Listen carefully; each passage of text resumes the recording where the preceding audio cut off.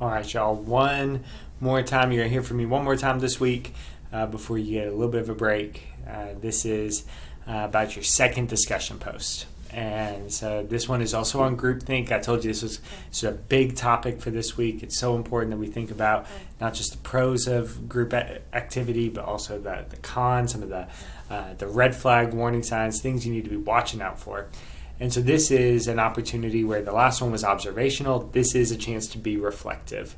So I want you to try hard to think about if there's any examples that you can identify of groupthink happening in your workplace. If you're not sure, maybe say, I think this is why I think it is, and allow folks to talk about whether they agree or disagree in the replies.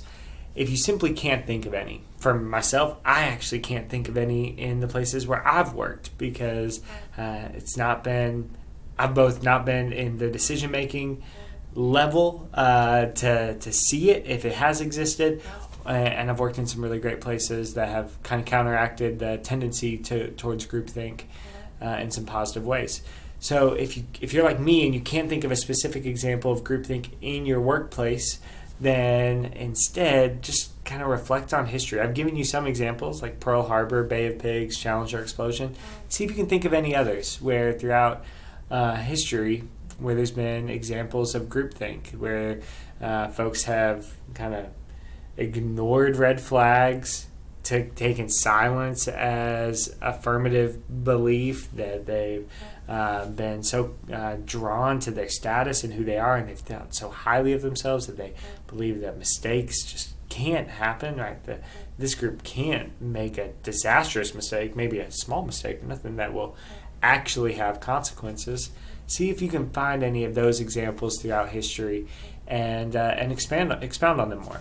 Again, 400 words, time to reflect on some of the dangers of groupthink and how it has played out, right? Like the impact. So where we had observations of what led to groupthink in the last discussion post, here we're talking about the impact of groupthink and those disastrous consequences that we see happening so often when this is the case. Again, 400 words, due Thursday night at midnight, 200-word reply that is timely and addresses a classmate's discussion post in a positive and engaging way, due Sunday at midnight. I look forward to reading all these and gathering together with y'all again next week as we begin to inch our way into the team sector now that we've built the group foundation. So I hope you all have a great weekend, a great rest of your week, and I'll look forward to seeing y'all next week. Bye.